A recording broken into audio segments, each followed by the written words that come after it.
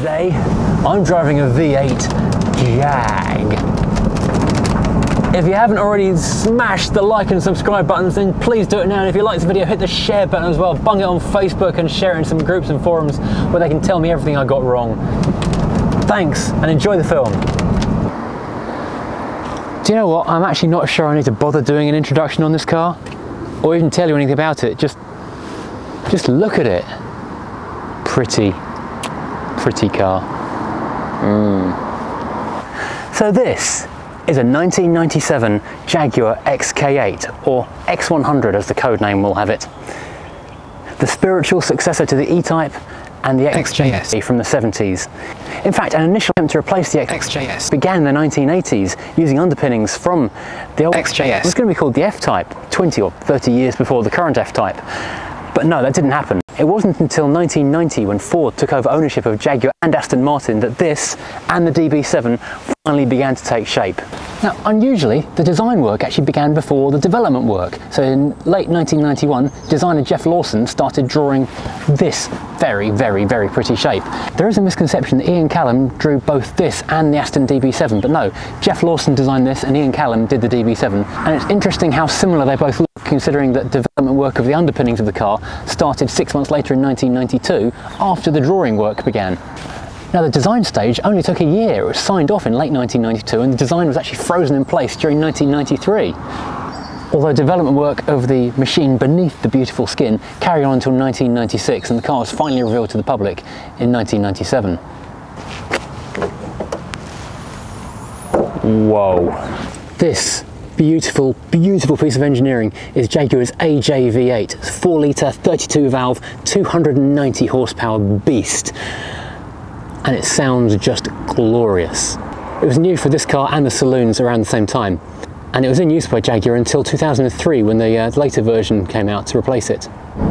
This car is for sale at Sussex Classics right now. Give them a call and check out their website, which is in the link below.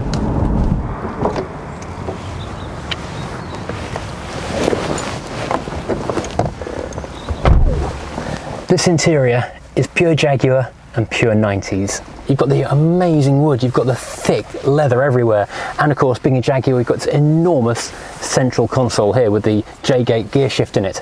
And being a 90s car, it's very curvaceous. You've got the smooth organic shapes flowing into each other. And of course, because Ford had bought Jaguar in 1990, you've got a lot of black plastic switchgear, which is a double-edged sword. On the one hand, oh no, it's black plastic switchgear, not chromed metal or whatever else it's going to be in a Jaguar. On the other hand, no, it's a Ford, so you know what, it works. And the thing is, the moment you get in the car, or are given the keys to the car, you realise you're driving something Ford related, because this key is somewhat unusual looking at it by today's standards. But if you had seen any Ford from a Fiesta to a Scorpio Granada back in the late 80s to early 90s, you'd have seen one of these. And apparently there were only about 7 designs of keys, so it was really easy to nick a Ford at that period. I don't know if that's true or not, but certainly it was a story that went around at the time. Now, although there was only one chassis and engine combination until the supercharged car came out in 1998, there were 2 trim levels. There was which was aimed at the younger buyer who's they're trying to entice people into a Jaguar for the first time, which was half leather with cloth centres and slightly less toys. Then on top of that, there's this one, which is the classic, which is leather everywhere. I mean, if they could do leather door handles, they probably would have done. You have what looks like a leather dash top, but in fact, do you know what? I'm actually unsure if this is very tightly glued leather or if this is very fine quality plasticky rubber stuff. I'm gonna have to Google that and stick it in a thing underneath. I can't tell, but you can tell the surround on the center console is leather, the glove box is leather, the steering wheel is leather and wood, the door cards are leather with a bit of carpet over the speakers, this armrest is leather, the seats are leather, the headlining is beautiful soft fur stuff. So yes, and everything that's not leather is wood. You've got this lovely delicious wood, this beautiful burr walnut veneer panel here over the airbag, although I imagine although if that did hit you in the face if you had the frontal impact, that would hurt quite a lot. Center section walnut, the driver's section walnut, around the gear shift. Actually, the gear shift and door little inserts are darker wood for some reason. I wonder if there was an option on the dashboard and it's standardized across the middle. I don't know. Anyway, let's do either left to right or right to left as it is. So starting with the doors, these are big, well padded, leather lined. Only the top section is like a an artificial material, so it's more hard wearing. If you rest your elbow on there, it's not going to wear through the leather. You've got these lovely chrome door handles which curve elegantly around, and you've got two savable seating positions as well, so memory 1 and 2, so electric memory seats are for the win. Below that you have your 2 electric windows. Obviously it's a coupe, so you've only got 2 windows that open. The back ones are fixed in place, and electric mirrors, of course. Interestingly, you don't notice this at first, inside the felt and leather lined grab handle there is actually a rubber base, and there's a smaller one at the top and a larger one at the front, which just gives you a little bit of storage for small items, which actually is quite a good size for a phone and that kind of thing. But that's the extent. In fact, the padding is so bulky that it's actually slightly intrusive. Also worth noting is the Harman Kardon tweeters. This is a premium product, so you've got multiple speakers. Speakers in the dash, speakers in the door, you've got speakers in the lower door, and you've got a big sub in the rear parcel shelf as well. So all very fine quality. Steering wheel. The steering wheel is a gorgeous thing that doesn't let you forget you're in a Jaguar, because you've got the big Jag face in the centre. Now, interestingly, there are only 2 car companies that present an animal's face frontally towards you. 10 seconds to guess what they are? It's Jaguar and Dodge. It's generally considered too aggressive and off-putting to customers to have such an aggressive face coming towards you, but Jaguar and Dodge went the other way. They wanted that aggression, so here you got the Jag face snarling at you, embossed in leather. As I said, it's leather and wood, so it's a very nice tactile thing to be using. It's also a multifunction steering wheel as well, so you've got your cruise control on the right and you've got your audio controls on the left. Behind that you've got your stalks for indicators, lights and wipers, which are basically high-end Ford. In fact, I'm not sure how far down the range they would go. It's possible they may have even appeared on Fiestas, but they were definitely in things like the top-end Sierras and Granadas. Being a more modern vehicle, we've got lots of air vents everywhere. The ventage is superior. We've got a little vent there, vent on the left, multi-vents in the centre and up by the windscreen. The buttons to electronically release the fuel filler and the boot. Oops, I've just opened the boot by mistake. Didn't mean to do that. But interestingly, you've got a button marked Valet. Now, Valet is because this is a car for posh people with money who go to clubs and restaurants. And clubs, I mean like a country club, not a douche 3 in the morning club. If you give your keys to someone in valet mode, you can't run away with it. Well, that's the plan anyway. The dials themselves are actually really quite heavily recessed into this dashboard. They're not that big a dial, but yeah, you've got speedo in the centre going up to 170. The car is limited to 155 artificially. You've got your rev counter on the left, which is going up to redlining at, well, the red line begins at 6,750. And the dial stops at 7.5. I'm not quite sure exactly how far the engine would rev beyond that. Let's not try today. Fuel gauge, which being a 4-litre V8 is often going to be in the bottom half, and a temperature gauge. We're not that burdened with information we don't need. And in the centre panel, we've got just 3 more dials. We've got oil, which is, without reading the book, I don't know if it's pressure or temperature. I think it's temperature. We've got a clock in the centre, and we've got a voltmeter, which is, I guess, useful to have. A nice thing. It's kind of a throwback to earlier cars, which is kind of an essential thing to have. You don't really need it on a 90s car, but it's very nice to have it. Just in the top left corner of the driver's little panel, because this is divided into 3 sort of main sections, there is a little computer, trip computer gubbins. It looks like a little bit of an afterthought, really, but it's circular and recessed with 4 buttons on it, and it's all rather cryptic. AB, it's a multi-trip. And off to the left, got a big airbag panel behind the hood, and a reasonable size glove box, actually with a Nokia phone charger. Wow, that's something of a throwback.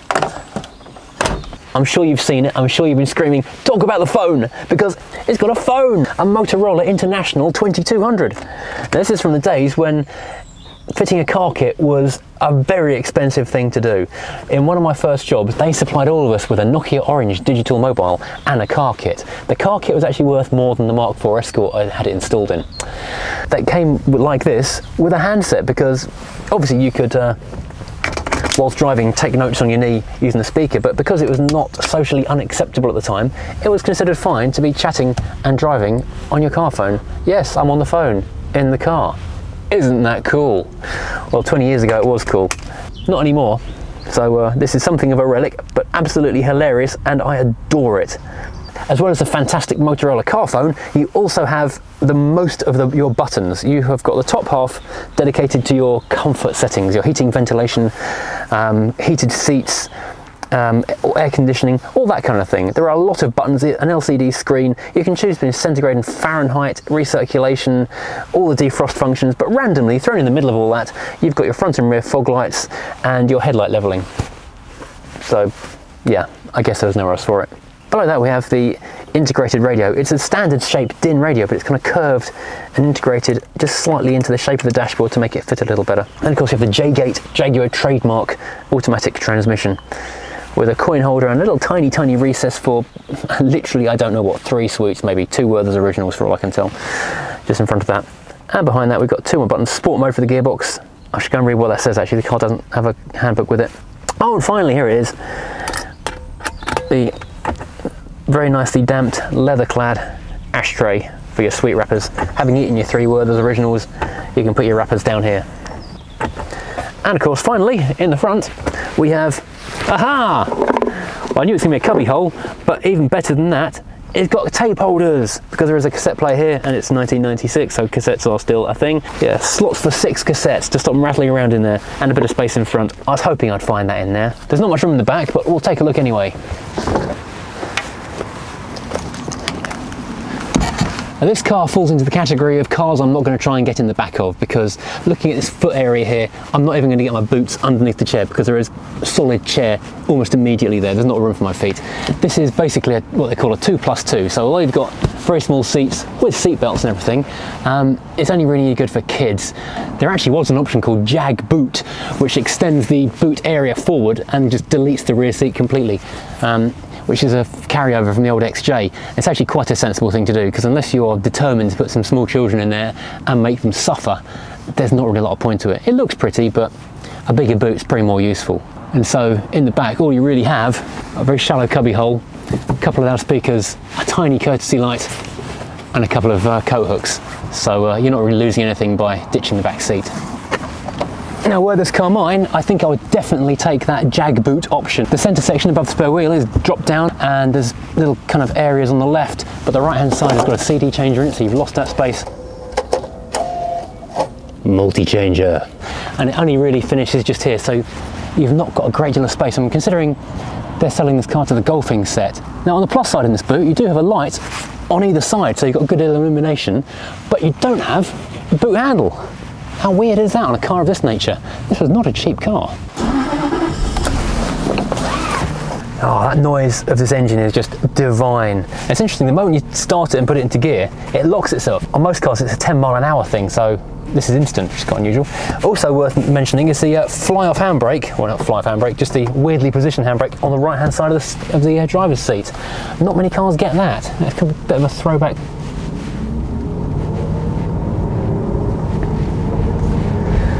Now, I'm working hard to not use phrases like creamy and silky, but this V8 is both creamy and silky.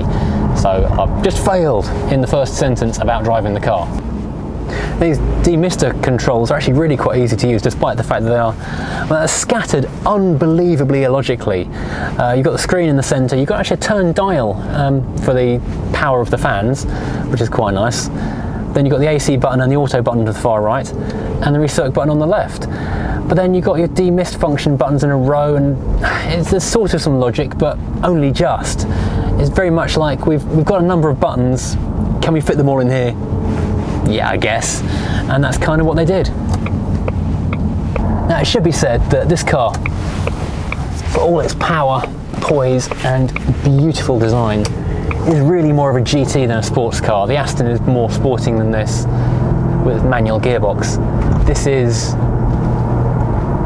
delicious to drive, I have to say. It's really nice. And the springing is relatively sporty. You know, you could probably have a bit of a dice around some back roads in it. But it does have that rather nice, slightly old school softness to it, which makes it actually rather comfortable, rather than bone-shakingly hard and dynamically excellent. It's not a car destined for setting lap times around the Nürburgring, although it would be an epic car to drive to the Nürburgring, have a couple of laps around and then bring it home again. It would do well, it just wouldn't be, you know, earth-shatteringly quick. It's interesting because the power But because this is normally aspirated rather than turbocharged, the delivery is very different.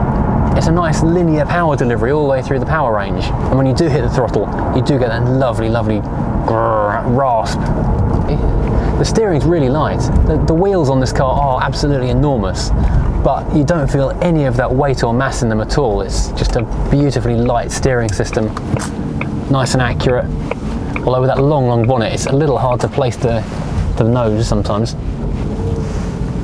This car came with 18-inch wheels as standard. Supercharged version's got 19s. There was also the 20-inch option if you really wanted to push the boat out and go for full-on massive rubberage and giant alloys, which would look really cool on this. Oh, this is straining on the brakes. Let's go.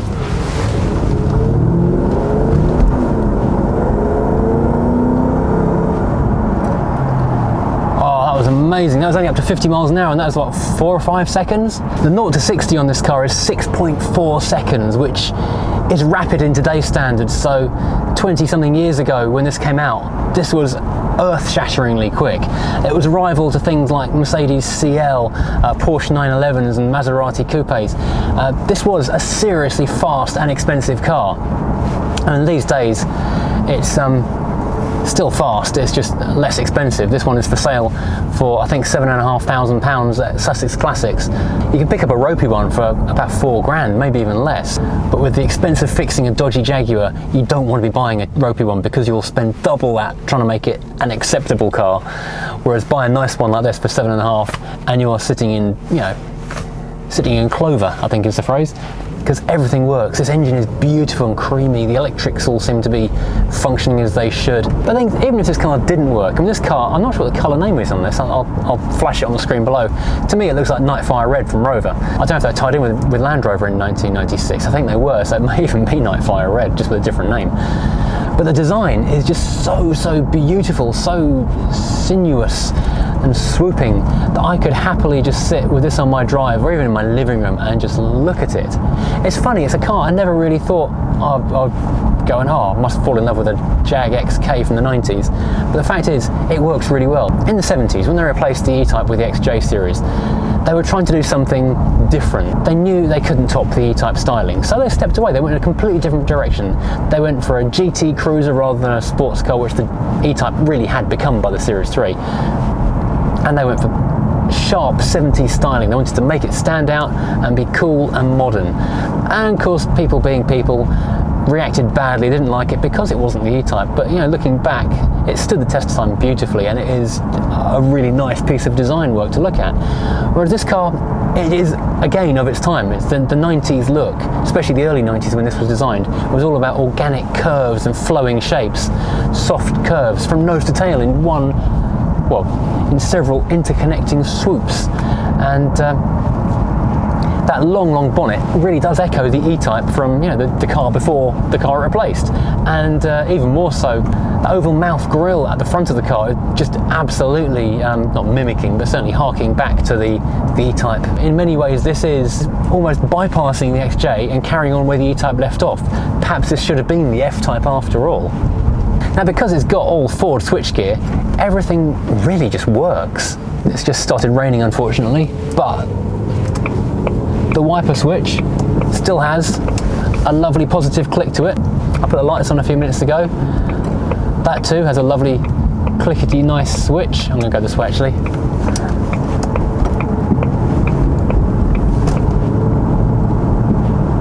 Everything just works. The dials work, the illumination in the dials work. And it found a bit of notoriety in film as well. As in Die Another Day. Ford Premium Auto Group, I think as it was at that point. Actually, was it? Because I think PAG started in 1999, although they'd owned the company since 1990. They gave Bond and Aston, and they gave the bad guys one of these. And if it's good enough for a Bond bad guy, it's good enough for me. Of course, it got the mick taken slightly with Austin Powers with the Jaguar, which was a convertible one of these with the Union Jack painted across it.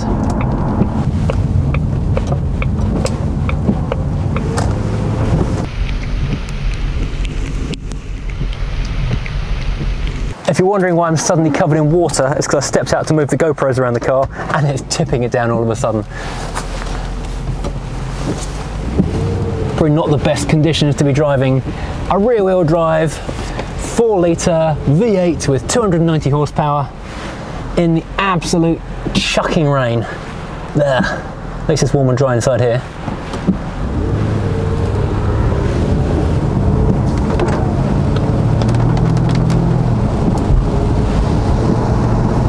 This cabin is just the nicest place to be, it really is. These seats are a little bit high. I think the car was criticised when it was new for the seats being a tad high, and I've adjusted them. They're electrically changeable in like 6 or 7 different directions, and I've fiddled with them as much as I can, but they are still just a tiny, tiny bit high for me. And I'm not that tall, but the seating position is quite nice. You know, I've found a nice place for my back to be, and the lumbar support's nice. The steering wheel with leather on it just feels absolutely delightful, and the wood is just so smooth under your fingers and glossy. And of course the steering wheel itself is adjustable electrically, so you can fiddle with that to your heart's content, getting it wherever you really, really want it to be. It's quite unusual having backlit blue dial. Now, it's not dual zone, it's only single zone aircon on this car, but it is aircon, and the demist function appears to be doing its job rather well. I could seriously fall in love with this car. I might have to make a silly offer when I go back to the garage. I don't need a car like this. This is ridiculous, because it's got no room in the boot for my gear. It's got no room for a family to go out in. I think you struggle to get a car seat in the back, because obviously they've changed all the legislation and rules about what size car seats have to be. Now they're massive. So yeah, there'd be a car seat in the front and an angry wife in the back. And of course the fuel economy. This thing, well, the book is low 20s, but if you start hammering it and enjoying that wonderful V8, you're going to be, well, doing less than 20 probably. And because it's a not massively economical V8, the road tax is likewise going to be a little bit on the steep side. I just stopped to move the cameras again, and now the car is utterly misted up. It does have a fast demist function on the front window. I'm going to put the rear one on as well. I've got to recirculate it. See if we can get a bit of demist action going. I've just discovered a button which I'm not going to push. Track off. I don't know how I missed this before. I think the gear shift was right in front of it when I was looking at it earlier. So in this 4 litre V8 rear wheel drive pushing 300 horsepower car, you can turn off the traction control. That makes it a fun car. As it's not my car, and as you can see the conditions outside right now, I'm not going to be doing that just at the moment. Now, all these acres of wood and leather and padding and cushiness do make the actual interior slightly cramped. I mean, you've not got a huge amount of room around your knees and ankles, and it's not even a lot of elbow room either. So if I was like a bigger chap than I am now, so if I was a bigger chap than I actually am, this might be a tad awkward. I feel cosseted rather than anything else. Now, top speed on this car is limited electronically to 155 miles an hour. I don't know what the actual top speed would be, but in 1998 they supercharged it, so the 0 to 60 became even faster, and the top end would presumably become even toppier. And of course later on it got the 4.2 litre as well, which they also sold as a normally aspirated and a supercharged, which would again be even more rapid. I was just moving the GoPros around and a guy just stopped me to talk about it, and I told him what it was for sales for. He couldn't believe it. His jaw hit the floor. You could buy one of these cars and you could just cruise in it and everyone would think you'd won the lottery. So even though this car is over 20 years old, it really doesn't look it, and not just because of the condition, which is in very good condition. The styling just really hasn't aged. It's just a stunning piece of design. The long bonnet and these kind of hunched haunches over the rear, the cabin backward position behind the bonnet, just to make the whole thing, it's just timeless. It's just a beautiful bit of work. And I don't want to give it back. It's just such a nice thing to cruise in. I've never owned a Jag. I could feel myself being drawn to this one though. I like this a lot. It's a shame this doesn't get the credit that the Aston version does. Obviously I need to go and drive a DB7 next just to get a good comparison.